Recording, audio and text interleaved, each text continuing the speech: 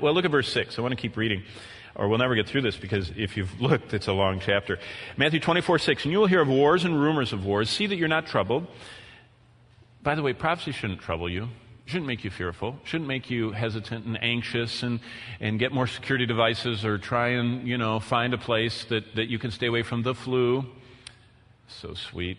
Last week, I preached last Sunday night about the flu. One of my little buddies got the flu the next day. So sweet. He was laying on a cushion on the floor with his little, bucket he needed and everything else. And he looked up at me, pale, and those eyes fluttered open. He said, "I'm dying, aren't I?"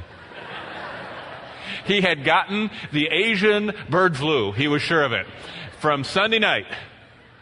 And he was ready. But you know what? He was ready to go. He was just telling me what he wanted in his funeral. So he listens in the messages. Okay, you'll hear of wars and rumors of wars. See that you're not troubled. Don't be anxious. Don't be stressed out. We're supposed to be the most peaceful people in this stress-filled world that's falling apart around us. But the end is not yet. All these things must come to pass. Verse 7, for nation will rise against nation. Interesting. That word nation against nation is not Russia will rise against India.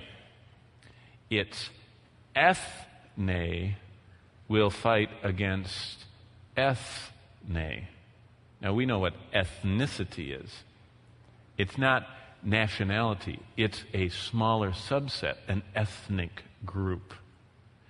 What this says is that all around the planet, there's going to be ethnic warfare going on. All over the place. If you just look, in the last few years, it's everywhere. We have the Civil War going on in Northern Ireland, the Northern and Southern Ireland. We have what's going on in Morocco, out there in the Sub-Sahara Desert. We have what's going on in this heart of Africa, in Rwanda and all there, where there's just massive butchery. We're talking about hundreds of thousands of people being hacked by rivals with their crude weapons. It's just all over the world. Ethnic. And what he's saying is that there, when Christ returns, there's warfare around the globe, and it's increasing. There's an online site called Project Plowshare, and which keeps track of all the wars going on, and there's always at least 40 major casualty wars going on all the time. And that's just the ones that they know about. There are going to be wars and rumors of war. Jesus said, but when you hear of that, don't be troubled. These are just the beginnings of sorrow. But when Christ returns, there's warfare around the globe and increasing.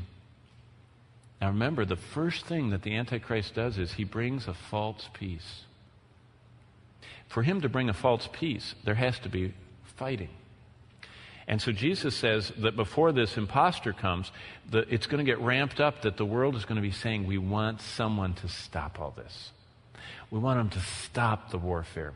We want them to stop this threat we live under of death at any time. And so when Christ returns, warfare is around the globe. But you know what else it says? This nation against nation, kingdom against kingdom, famines, pestilence, earthquakes. But just that beginning of the verse, the nation against nation and kingdom against kingdom. If you're going to fight a war, what are you going to need? You're going to need weapons. Now that's a global addiction right now, to weapons. The amount that the world is spending on weapon procurement is a staggering figure. It's the single largest purchase figure. It's more even than energy. It's more than food. It is huge.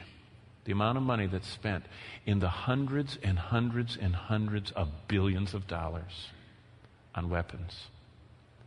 And it's going up all the time. You know what it says in Joel, which is tracking. Joel, the prophet, tracks right here with Matthew 24. In Joel 3, I'll read it to you, verse 9. Proclaim this among the nations. Prepare for war. Wake up the mighty men. This, by the way, Joel is describing the tribulation. In fact, the whole theme of the book of Joel is the day of the Lord, which is the Old Testament code for the tribulation time and the return of Christ.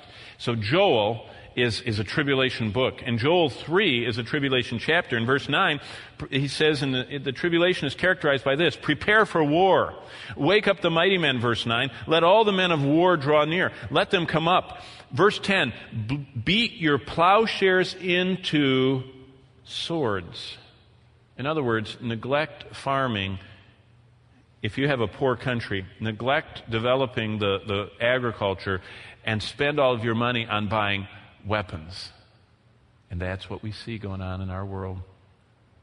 They're neglecting and harming their nations because they're arming and they want more and more arms. Your pruning hooks into spears, verse 10 continues. Verse 11, assemble and come, you nations, gather together all around. Cause your mighty ones to go down there, O Lord. Let the nations be wakened to come to the valley of Jehoshaphat, for there I'll sit to judge them.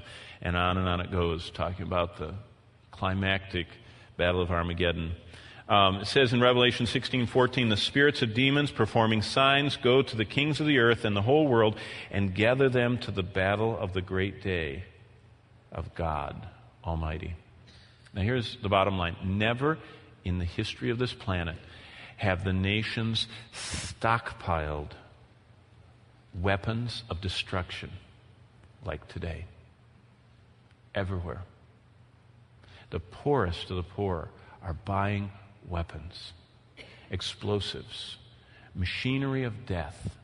It's the largest, the global arms trade, and you know who the largest purveyor of armaments in the world is? The same one that's pumping out the most anti-Christian cults, America. We sell more weapons. It's just amazing.